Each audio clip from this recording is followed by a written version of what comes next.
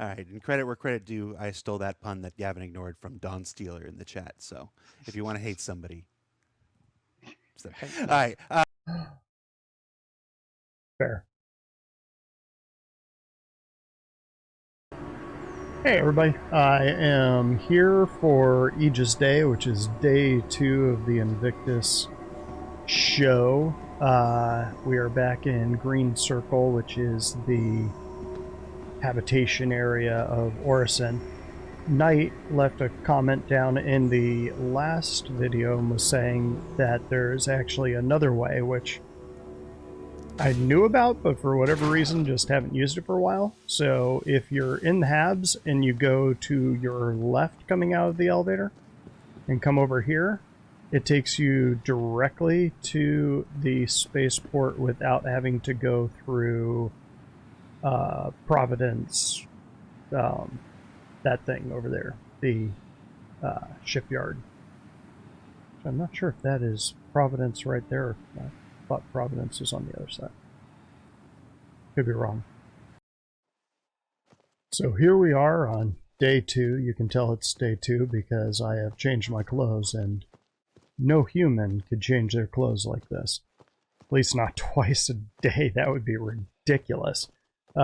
So we're here at the Vision Center. I dropped in earlier today and there was some issues. I mean, it wouldn't be Star Citizen without a couple bugs, but basically what was happening is Anvil hadn't completely unloaded and there was barriers and doors weren't open, and some of the hollows, some of the Anvil ships were merged with the Aegis ships, and they made pretty cool ships, but they weren't actually ships that were in Star Citizen. So hopefully, I saw that there was a little patch just a few minutes ago, and I decided that it'd be a good time to drop back in and see if it showed up better than the first time around and take you guys with me. So today is Aegis Day, and Aegis is one of the more iconic. The Javelin right there, the Destroyer, is an Aegis ship. The Idris, which you'll spend most of your time stationed on in Squadron 42, is Aegis. And the Gladius, which you'll spend most of your time flying in Squadron 42, is Aegis.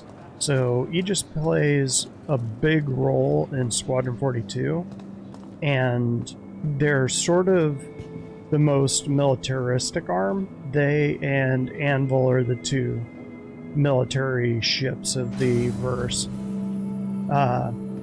So what's funny about Aegis is that back in the mid-90s, I actually tried to make a game that was very similar to Star Citizen. You'll probably hear me talking about it eventually.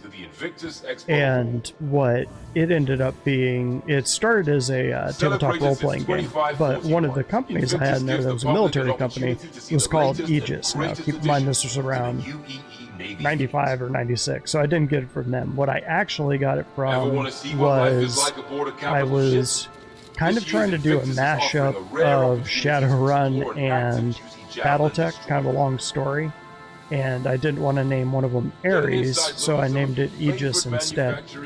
Trying to remember my Greek mythology. I think Aegis was a shield that Zeus used, and they handed it off to Athena, if I remember right, like a leather shield.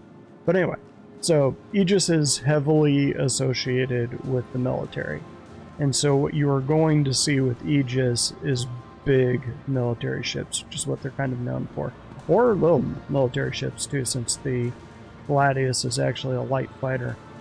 So I'm just going to take a quick look. It looks like the bugs that were happening earlier today are gone. So those barriers are gone.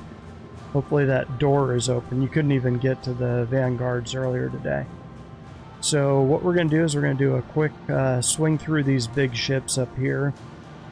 Figure we'll go over here and see the Gladius and the Stalkers, which I think are the best, some of the best starters in the game. And then we'll check the Vanguards, then we'll go downstairs. Kind of the same route that we took yesterday. So, with Aegis being one of the more Squadron 42 focused manufacturers in the game. They also have the most ships currently in game, which I think their total number of ships is something like in the 20s. I think it's 21. I think they have around that many ships, although a few of those are just variants, which I'm sure they'll have the variants here. So on this side, we'll get to those two in a second. This is the Retaliator bomber, and it is in Squadron 42. It is kind of a mashup of a stealth bomber and like a Stratofortress or something like that. You can just see that it's got a turret up there, a turret up there, it's got another turret down below, it's got two turrets on the back. It is just covered with guns. But ironically, if you're the pilot sitting up there, the only thing you have access to are the big torpedoes, which I believe it has 2 torpedo bays. So there's one torpedo bay here and one torpedo bay back there. And they're big size 9 torpedoes, I believe. Don't quote me on that. Yeah, actually, they have to be size 9s, but it carries a bunch of them. So this is a big ship killer. It's basically made to kill ships like the Hammerhead that's sitting back behind it, or bigger. I mean, this thing could potentially cause a lot of damage to something like an Idris. But again, if you take this thing out fully crewed, which fully crewed is 7 people, and that fills out everyone that's in the turrets and the cockpit. 7 people, it is a really, really nasty ship for anything medium or smaller, and the torpedoes make it a threat to anything that's big. But if you take it out solo, the only thing you're going to have is torpedoes, and you're basically a sitting duck. So, good ship if you're going to run with a small group, even 3 people, if you can put someone in that turret and the turret down below. Still a pretty nasty ship if you can pull that off. It's just, you put a full 7 in there and the thing is ridiculous. We'll skip the Hammerhead for a second. Actually, no, let's go ahead and do the Hammerhead. I'll do the 2 sabers and the Hammerhead, and then we'll swing back. That's the Redeemer. It's got a little bit of a story behind it. So the Hammerhead is technically a Corvette. I think if you were going to try to term it, probably be more like a gunboat. It's essentially an anti-fighter screen. So what it does is it's got 6 of these turrets with 4 of these big guns on it. Again, if you're the pilot, you don't have access to any of those guns. You only have access to, I believe they're size 5 torpedoes. And they will throw down a big screen of fire and just knock out fighters that are coming in. So it's a great escort ship. I plan on teaming one of these with my Banu Merchantman just to kind of help protect it along with a couple other ships. So this is really good at knocking out fighters. They have another ship that's called the Perseus, and the Perseus is excellent at knocking out medium to big ships. It's got huge cannons on it. I think they've got a holo downstairs. I'll show it to you. So this is... Okay, good. So that door was closed last time. That's where the Vanguards are, so they must have put through a patch. This is the Saber Comet, which is basically just a... Really, at this stage in the game, these things are just special skins, because if you even run a couple bounty hunter missions, you're going to be able to afford the guns and the other stuff that are on there. And it'll run fine. So I'm going to start running because I can hear on Discord, which hopefully you can hear. This is going to be really awkward. They've joined in, so I'm going to hop over there pretty quick. So we're going to do a quick run through here. So over on this side, you have the standard Saber. And with this is kind of their stealth fighter. I believe you'll have access to the Saber in Squadron 42 also. Sort of a stealth fighter, a step up from the Gladius, which is a light. I'd say this one's more of a light medium. It's got 4 size 3 guns, I believe. Pretty maneuverable. Its signature is low. Good ship. Good fighter. It's not the meta anymore. The Arrow and the Gladius have kind of taken that helm. But when they go back and they start balancing off armor and components and all of that, it'll probably swing back into relevance. I would assume its signature is going to be pretty low. Alright. So this one is the Redeemer. And this was actually a community-made project back in the day. Back when Star Citizen, I think, was just the hangar module, they had a community competition to build the next great starship. And this is the one that won. And it's kind of got a love-hate reputation in the community. People either love it or hate it. I'm somewhere in between. I like the ship. It's cool. I just don't think it's an Aegis ship. If you look at, as I walk around the Aegis ships, you're going to notice that they kind of have a similarity in their design, and this doesn't match anything. If I were to pick a manufacturer for this, I would pick Misk. It seems to have a lot of really weird technology on it, like it's got these hair straightener engines, it's got the weird little things up here that don't really serve a purpose but do kind of look like something you'd find on a Mist ship. It just doesn't look like Aegis. But this again is a very big gunboat that's sort of made for loitering around landing zone and just shooting down on the landing zone while real dropships come in. The original design was to create sort of a gunboat dropship design, and so the people who designed it just kind of put everything in it. They had 6 or 8 jump seats down below. They had a bunch of bunks up above. I think it even had a kitchenette. So they threw in everything, including the kitchen sink, on this thing. And let's see, we've already seen the guns. So it's kind of got a love-hate relationship. I liked a couple of the other ships that were in the Next Great Starship better. But the guys that did the Redeemer did a really bang-up job on the marketing of it, so it ended up winning. I do own one, so I can't rip on it too hard. So now we're going to go check their sort of starters. Kind of starters here. I'll go through this. So go through here. So we saw the uniforms yesterday, so I'm going to skip those for now. Again, those are the uniforms you're going to see in Squadron 42. After looking at it yesterday, I think, obviously that's deck crew. I think this might be a medic. Looks like a medic. Pilot. Maybe just regular ship crew, and then an officer. So we're going to come around this corner. And here we go. So here are the Avengers. Now, there's 4 different Avengers? Yeah. So, a lot like the Saber, this is the limited edition version of the Avenger. It's basically an Avenger Titan with a paint job. I think the only real difference on it is a couple components, so it's...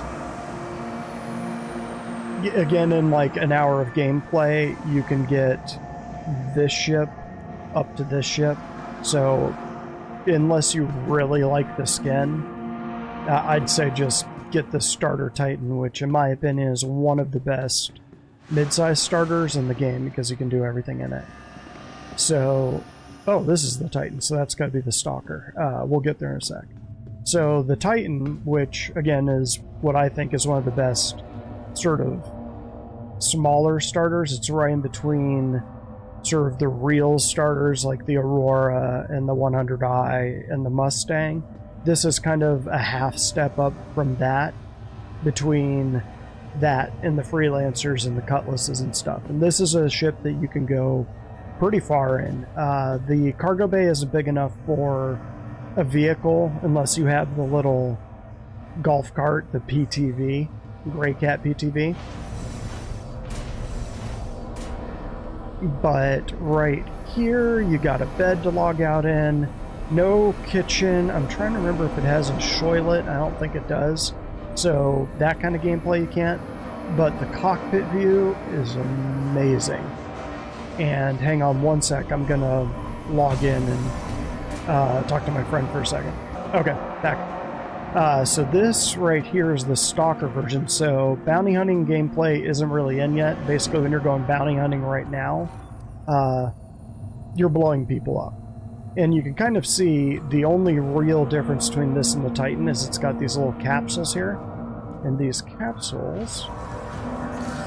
Oh, somebody actually opened that. Let's open that. So when you capture someone, you stuff them in there, and they're caught. I think the original idea was that those little capsules would be modular, because, I mean, you can see even the floor here is the same as the Titan. And so you might just be able to buy those little capsules and throw them in here, and then you're all set. So that's the Stalker Bounty Hunter version. The Titan is more the Cargo Runner mission or version, but you can actually do combat in it. It's a pretty nimble ship. So let's head down here. This is a stealth fighter bomber. It carries, I believe, 3 size 9 torpedoes, which are just enormous. It's got a really tiny signature, and it basically could come in and drop off those torpedoes. And even right now, without stealth really in the game, its signature is so small that basically at the ranges it can drop those torpedoes, you won't see it on radar right now, and stealth gameplay really isn't in yet. It's one downside, because CIG is pretty good at throwing in downsides on these. You can see it's got 2 ballistic cannons, and I believe they're size 2s, so maybe a danger to ground crew, but it's not the kind of thing that you'd want to get in a dogfight with.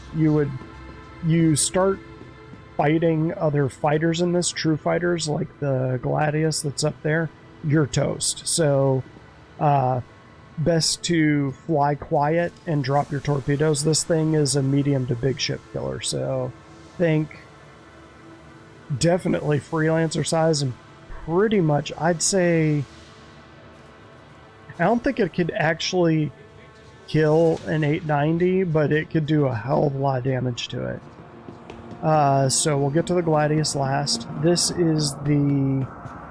I forget what they call it. This is the one with the EMP. Is this the Stalker? No, this is the Warlock. That's right. And so this one, again, it looks like the exact same as the Titan over there, but instead it has this. And this is an EMP generator. And in theory, what they'll do, again, gameplay that's not really in the game yet, this is an E-warfare ship, so what it does is it comes up and pops that, and it'll kill the shields and do some damage to a computer on another ship. Again, that's not really in the game yet. So this is the special edition of the Gladius. This is the, what do they call it, Wildfire or something like that? Valiant, okay. So, oh, somebody opened it all up. So you got a gun rack here. One of the reasons I and others would actually suggest the Gladius is because since it is the sort of hero ship of Squadron 42, it's the one that is furthest along in production.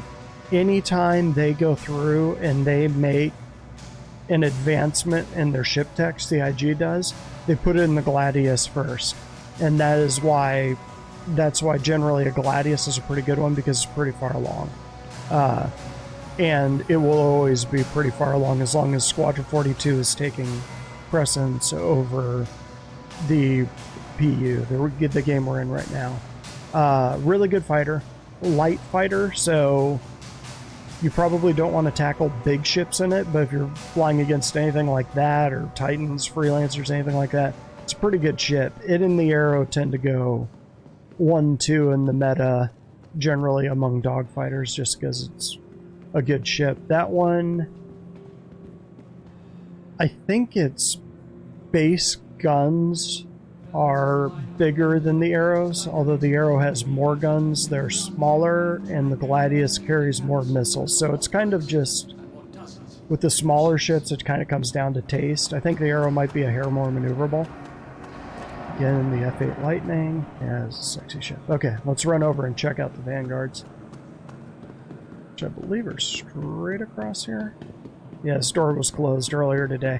They had all of the dividers, all the anvil dividers from the previous day's show from Anvil just up and just cutting straight through all the ships. Good stuff. Let's see, where is that door? Is it right over here? Let's see. I want to say it's right over here. Zenith? I think it's Zenith. Wait, maybe?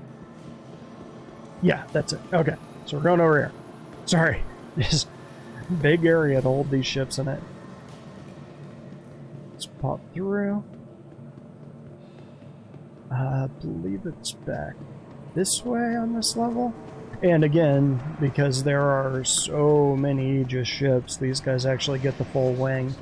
Typically don't open this wing until you get to IAE or something, when all the civilian ships come up. So again, all the same uniforms. Now we're going to get into the Vanguards, which kind of have the same setup as the Avengers, which is kind of a nice sort of echo effect there. So we've got the Vanguard over here. So this is the Warden. This is the standard Vanguard. I think they'll have these in Squadron 42, maybe, but this is a sort of super heavy long-range fighter. And fully crewed, I think you could get away with probably 2 people on this one, but you actually can carry other people in it. It's got jump seats and stuff, if I remember. Let's see. Maybe it doesn't. Okay, I might not be remembering that right now. 2 bunks. So no, only 2 people can take this one out, but it is pretty good ship if you got 2 people. This was the meta for a long time. Then they kind of took its maneuverability down to hair, and the Arrows kind of own it now. But still a really good ship. So let's go down the list. I'm not as familiar with these. I've got the Warden, and I had the Hoplite, but traded it in. So we've got the Hoplite here, which is the dropship variant. And so this over here, you can see it's actually got the jump seats. So this is the one with the jump seats. Again, the standard crew is 2. So you've got the seat there. They took out the beds, but it's got the 6 seats. So this is kind of a small, I don't know, probably the equivalent would be like a, probably like a Black Hawk, or more like a Hind, like the Russian helicopter, just a lot of guns on it, but it can also carry people. I think that one might be the Warfare one, let me check. Oh, so this is the Harbinger. So this is the sort of ship killer. This one actually carries torpedoes. So we'll take a quick look inside. So if you look in this one, and again, these are actual variants. Let's close those just so that people can get in. They can find those on their own. Yeah, gonna have it. Nope, not gonna do it. So you can see the torpedoes are right there, and these are size 5, so basically the same thing that the what is it? The Gladiator carries size 5s. The Hammerhead actually carries size 5s, which is the only, I think I said that, but it's the only weapons you have as the pilot of the Hammerhead is size 5 torpedoes. So this one is made for attacking bigger ships. The difference is the turret is these rockets, and then it's got a combine up front. Of course, you can switch those out. But that one's sort of made to attack medium and bigger ships. I wouldn't really put it in the same category as a tally. It's not the kind of thing, or retaliator. It's not the kind of thing that you'd want to attack a big ship on. Now this one, forget the name, Sentinel. So this is the E-Warfare one. So a lot like the Warlock can attack with an EMP. This one's got an EMP too. So what we've got up here, if you come in, is it's a little more E-Warfare-y in here. See, it's got sort of the computer set up and all of that. Of course, none of this does anything yet, but it does have a working EMP. Get through there. And that is pretty much it for Aegis. Oh, no. Let's run downstairs real quick. And I'm going to send another note to my friends because they're getting antsy. Okay. So, we'll pop downstairs real quick.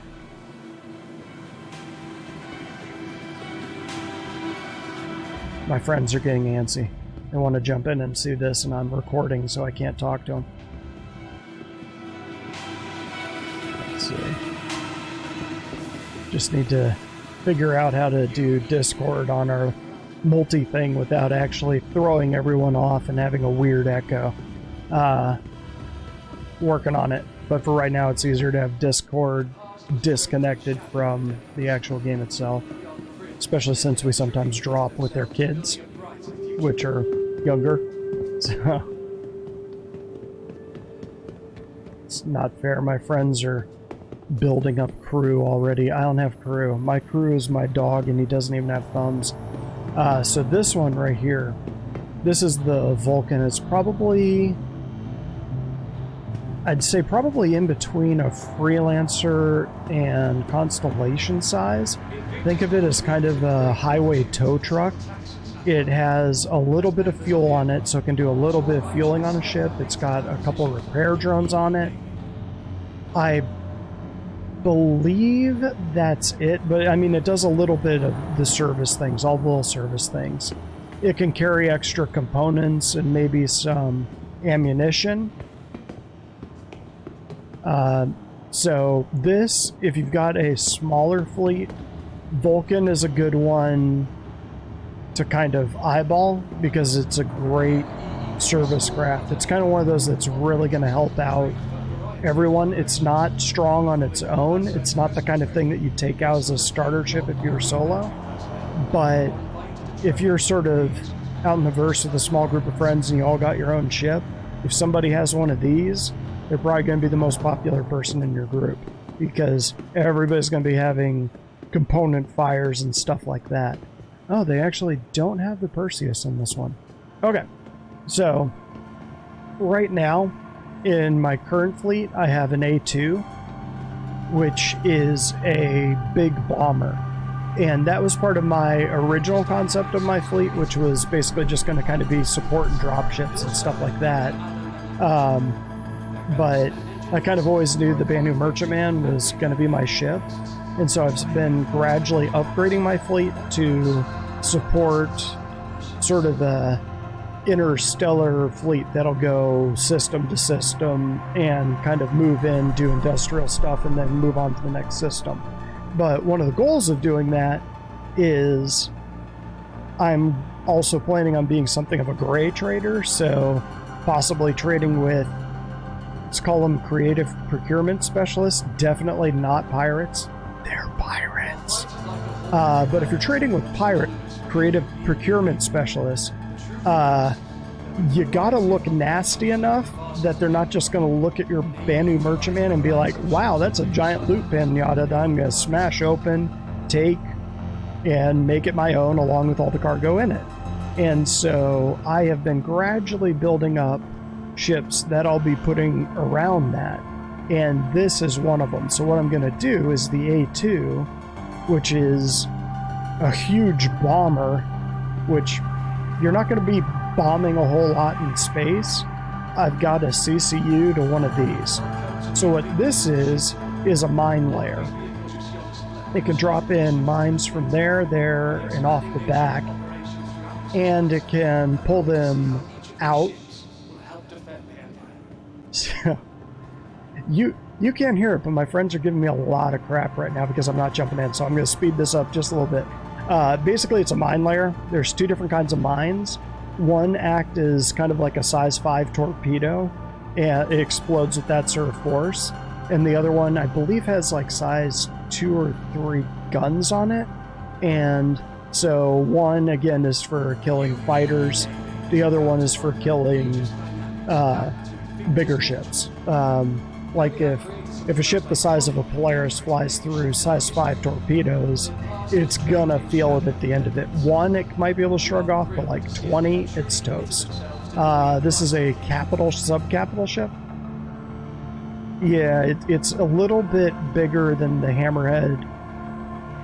It might be Polaris sized. I know it has a crew of about 7 or 8. And the Idris, for scale, has a full crew of 28. And the Javelin, which is the destroyer, has a crew of 80. So don't leave your friends at home.